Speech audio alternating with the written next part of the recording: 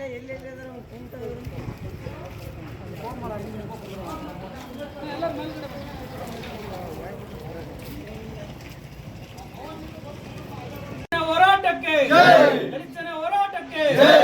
ಬೊಮ್ಮಘಟ್ಟ ಗ್ರಾಮದಲ್ಲಿ ಮದ್ಯಪಾನ ನಿಷೇಧ ಮಾಡಲೇಬೇಕು. ಮದ್ಯಪಾನ ನಿಷೇಧ ಬೊಮ್ಮಘಟ್ಟದಲ್ಲಿ ಮಾಡಲೇಬೇಕು. ನಿರ್ದೇಶಕರು ಸಂಡೂರು ತಾಲೂಕು ಬಳ್ಳಾರಿ ಜಿಲ್ಲೆ. ಮಾನ್ಯರೇ, ವಿಷಯ ಸಂಡೂರು ತಾಲೂಕಿನ ಬೊಮ್ಮಘಟ್ಟ ಗ್ರಾಮ ಪಂಚಾಯತಿಯ ಬೊಮ್ಮಘಟ್ಟ ಗ್ರಾಮದ ದಲಿತ ಕಾಲೋನಿಯಲ್ಲಿ ಅಕ್ರಮ ಮದ್ಯ ಮಾರಾಟ ಕುರಿತು ದೂರು. ಈ ಮೇಲ್ಕಂಡ ವಿಷಯಕ್ಕೆ ಸಂಬಂಧಿಸಿದಂತೆ ಸಂಡೂರು ತಾಲೂಕಿನ ಬೊಮ್ಮಘಟ್ಟ ಗ್ರಾಮ ಪಂಚಾಯತಿಯ ಬೊಮ್ಮಘಟ್ಟ ಗ್ರಾಮದ ದಲಿತ ಕಾಲೋನಿಯಲ್ಲಿ ಸುಮಾರು 6ಕ್ಕೂ ಹೆಚ್ಚು ಅಂಗನವಾಡಿ ಅಂಗಡಿಗಳಿದ್ದು ಅಕ್ರಮ ಮದ್ಯಪಾನ ಮಾರಾಟ ದಿನೇ ದಿನೇ ಹೆಚ್ಚಾಗುತ್ತಿದ್ದು ದಲಿತ ಕಾಲೋನಿಯ ಚಾಲಕರು ಯುವಕರು ಮದ್ಯಪ್ರಿಯರಾಗಿ ಸಾವನ್ನಪ್ಪಿದ್ದಾರೆ. ಈ ಹಿಂದೆ ಆಕಾಶು, ಮುರಾರ್ಜಿ, ಉಳುಗಪ್ಪ, ರಮೇಶ್, ಚನ್ನಬಸಪ್ಪ, ಭೀಮಪ್ಪ, ಉಳುಗಪ್ಪ ಅನ್ನೋರು ಮದ್ಯನ ಸೇವೆ ಮಾಡಿ ಸಾವನ್ನಪ್ಪಿದ್ದಾರೆ.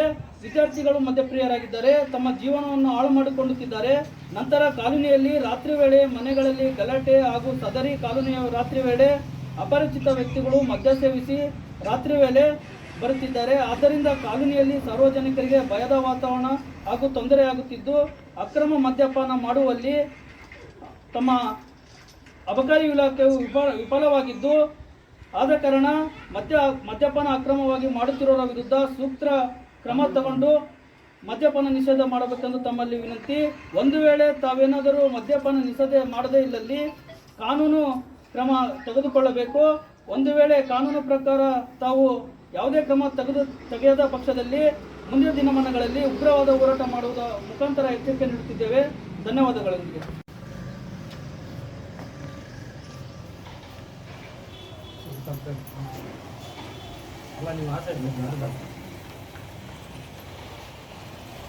ನಮ್ಮ ಇಲಾಖೆಗೆ ಬಂದು ನಾವು ಮೆಮೊರಂ ಕೊಟ್ಟಿದ್ವಿ. ತಾವು ಅವ್ರ ಬಗ್ಗೆ ಸೂಕ್ತ ಕ್ರಮ ತಗೊಳ್ತೀವಿ ಅಂತೇಳಿ ಯಾವುದೇ ಥರ ಕ್ರಮ ತಗೊಂಡಿಲ್ಲ. ನಮ್ಮ ಹತ್ರ ತಮ್ಮ ಇಲಾಖೆ ಕೊಟ್ಟಂಥ ರಿಸೀಟ್ ಕಾಪಿ ಇದೆ, ತಾವು ಕೊಟ್ಟಂಥ ರಿಪ್ಲೈ ಇದೆ. ಆದರೆ ಅಲ್ಲಿನ ಏನು ಮದ್ಯಪಾನ ಮಾರಾಟ ಮಾಡ್ತಿದ್ದಾರೆ ಅವರೇ ಓಪನ್ ಚಾಲೆಂಜ್ ಆಗಿ ಹೇಳ್ತಿದ್ದಾರೆ, ನಾವು ಈ ಏನು ಇದಿದೆ ಅಬಕಾರಿ ಇಲಾಖೆ ಅವರಿಗೆ ತಿಂಗಳ ನಾವು ಹಪ್ತ ಕೊಡ್ತಿದ್ವಿ, ಹಾಗಾಗಿ ಯಾರು ಬಂದರೂ ಬಂದ್ ಮಾಡೋಕ್ಕಂತ ಆಗಲ್ಲ ಅಂತ ಹೇಳ್ತಿದ್ದಾರೆ. ಸೊ ಹಾಗಾಗಿ ತಮ್ಮ ಕುಮ್ಮಕ್ಕಿಂದ ತಮ್ಮ ಸಪೋರ್ಟಿಂದ ತಮ್ಮ ಇಲಾಖೆಯ ವೈಫಲ್ಯದಿಂದ ಇವತ್ತು ಬೊಮ್ಮಘಟ್ಟ ಗ್ರಾಮದಲ್ಲಿ ಒಂದೇ ಕಾಲೋನಿಯಲ್ಲಿ 6 ಮದ್ಯ ಮಾರಾಟ ಅಕ್ರಮ ಮದ್ಯಪಾನ ಮಾಡ್ತಾರಂದ್ರೆ ಇದಕ್ಕೆ ಯಾರು ಹೊಣೆ ಸರ್? ತಾವೇನಾದ್ರು ತಾವು ಸುಮ್ಮನೆ ಇಲಾಖೆ ಹೆಸರು ಇಟ್ಕೊಂಡು ತಾವು ಇಲ್ಲಿ ಕುಂತಿದ್ರೆ ಸಾರ್ವಜನಿಕರ ಪರಿಸ್ಥಿತಿ ಹಂಗ? ಇವತ್ತು ದಲಿತ ಕುಟುಂಬಗಳು ತಮಗೆ ಗೊತ್ತಿರುವಾಗ ರೈತಾಪಿ ಕುಟುಂಬದವರು, ಕೂಲಿ ಕಾರ್ಮಿಕರು, ನಿರ್ಗತಿಕರು ಇರ್ತಾರೆ. ಅವರು ದಿನನಿತ್ಯ 300-400 ರೂಪಾಯಿ ದುಡ್ಕೊಂಡ್ ಬರ್ತಾರೆ. ಅದೇ ದುಡ್ಡನ್ನ ಕುಡಿದು ಇವತ್ತು ಮನೆಗಳಲ್ಲಿ ಸಂಸಾರಗಳು ಹಾಳಾಗ್ತಿದ್ದಾವೆ.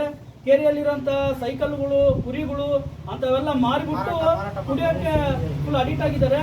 ಇದರಿಂದ ತಾವು ಕಾನೂನು ಪ್ರಕಾರವಾಗಿ ಆದಷ್ಟು ಬೇಗ ಬೊಮ್ಮಘಟ್ಟ ಗ್ರಾಮನ ಮದ್ಯಪಾನ ನಿಷೇಧ ಗ್ರಾಮವಾಗಿ ತಾವು ಮಾಡಬೇಕು. ಅದರಲ್ಲಿ ಸೂಕ್ತ ಕ್ರಮ ತಗೊಬೇಕು.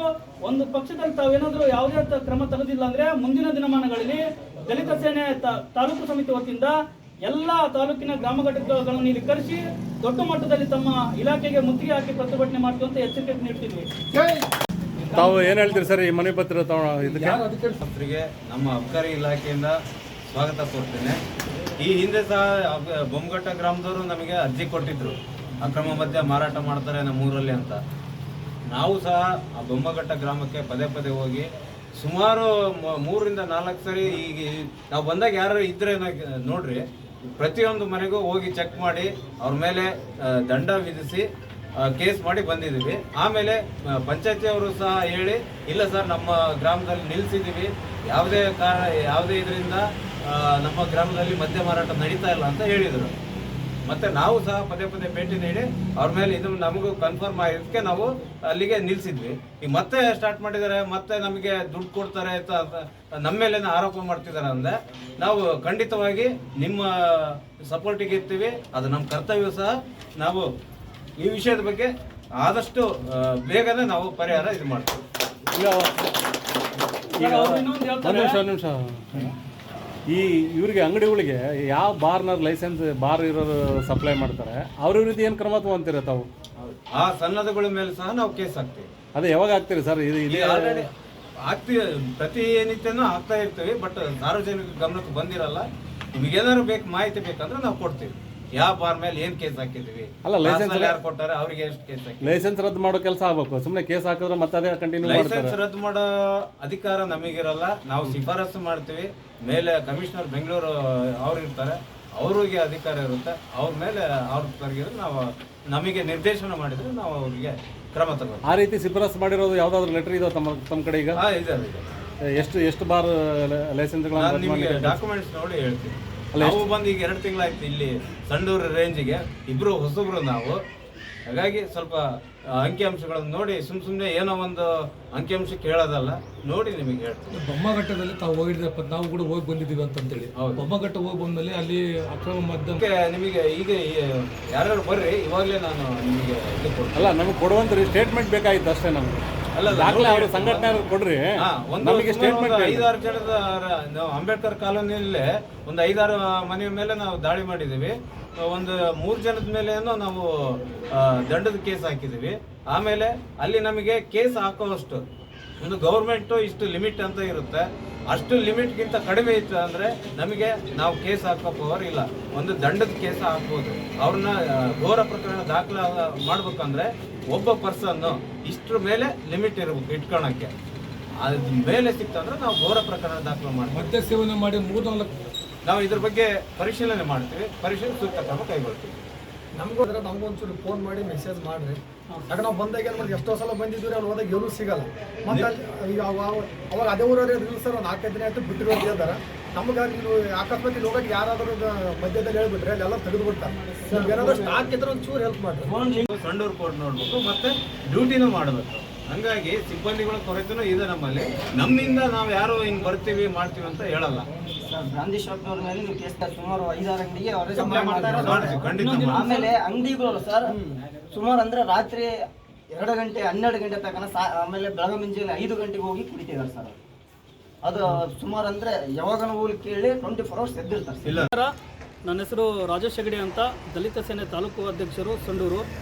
ಇವತ್ತು ಎಲ್ಲ ಬೊಮ್ಮಘಟ್ಟ ಗ್ರಾಮದ ಗ್ರಾಮಸ್ಥರು ಹಾಗೂ ದಲಿತ ಸೇನೆ ಕಾರ್ಯಕರ್ತರು ಇಲ್ಲಿ ಅಬಕಾರಿ ಇಲಾಖೆಗೆ ಬಂದಿರೋ ಉದ್ದೇಶ ಏನಂದರೆ, ಈ ಹಿಂದೆ ಸುಮಾರು 1 ವರ್ಷಗಳಿಂದ ನಿರಂತರವಾಗಿ ದಲಿತ ಸೇನೆ ಬೊಮ್ಮಘಟ್ಟ ಗ್ರಾಮ ಘಟಕದ ವತಿಯಿಂದ ಅಬಕಾರಿ ಇಲಾಖೆಗೆ ನಾವು ಅಲ್ಲಿನ SC ಕಾಲೋನಿಯಲ್ಲಿ ಸುಮಾರು 6ಕ್ಕೂ ಹೆಚ್ಚು ಅಕ್ರಮ ಮದ್ಯಪಾನ ಅಂಗಡಿಗಳಿದ್ದು ಅದನ್ನು ಕಡಿವಾಣ ಹಾಕಿ ಅಲ್ಲಿ ಮದ್ಯಪಾನ ಮುಕ್ತ ಬೊಮ್ಮಘಟ್ಟ ಮಾಡಬೇಕಂತೇಳಿ ನಾವು ಸುಮಾರು ಸಲ ನಾವು ಬೇಡಿಕೆ ಇಟ್ಟು ಮೆಮೊರಂ ಕೊಟ್ವಿ.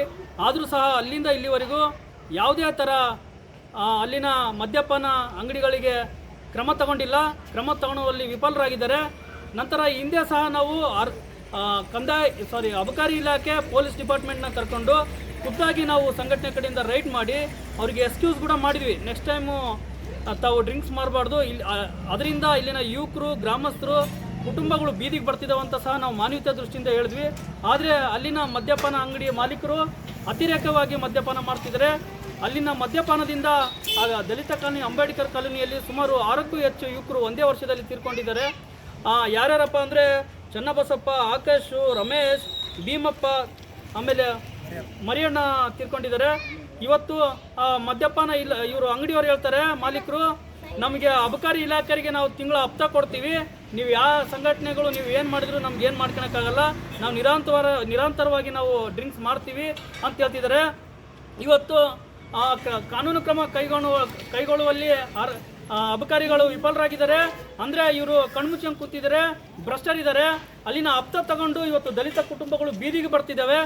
ಮತ್ತು ಅಲ್ಲಿನ ಅಕ್ರಮ ಮದ್ಯಪಾನ ಅಂಗಡಿಯ ಮಾಲೀಕರು ಅಲ್ಲಿ ಯಾರ್ಯಾರು ಅವ್ರ ವಿರುದ್ಧವಾಗಿ ಇಲ್ಲಿ ಬಂದು ಲೆಟ್ರ್ ಕೊಡ್ತಾರೆ ಅವ್ರ ಮೇಲೆ ಹಲ್ಲೆ ಮಾಡೋಂಥ ಕೆಲಸಗಳು ಸಹ ಆಗ್ತಿದ್ದಾವೆ. ಇದೇ ರೀತಿಯಾಗಿ ಇದಕ್ಕೇನ ಈ ಬಾರಿ ಮತ್ತೆ ಮೆಮೊರಂ ಕೊಟ್ಟಿದ್ದೀವಿ ತಮ್ಮ ಸಮ್ಮುಖದಲ್ಲಿ. ಇದರಲ್ಲಿ ಸಹ ಏನಾದರೂ ಅಬಕಾರಿ ಇಲಾಖೆಯವರು ವಿಫಲರಾದರೆ ಮುಂದಿನ ದಿನಮಾನಗಳಲ್ಲಿ ಅಬಕಾರಿ ಇಲಾಖೆನ ಮುತ್ತಿಗೆ ಹಾಕಿ ಬೃಹತ್ ಪ್ರತಿಭಟನೆ ಮಾಡಿ ಇಲ್ಲಿಗೆ ಕಮಿಷನರು ಎಲ್ಲರೂ ಬರಬೇಕು. ಆ ಸಂದರ್ಭದಲ್ಲಿ ಇಲ್ಲಿನ ಅಬಕಾರಿ ಅಧಿಕಾರಿನ ಸಸ್ಪೆಂಡ್ ಮಾಡಿಸುವಂಥ ಕೆಲಸ ಈ ದಲಿತ ಸೇನೆ ಮಾಡುತ್ತಂತ ಹೇಳ್ತಿದ್ದೀನಿ.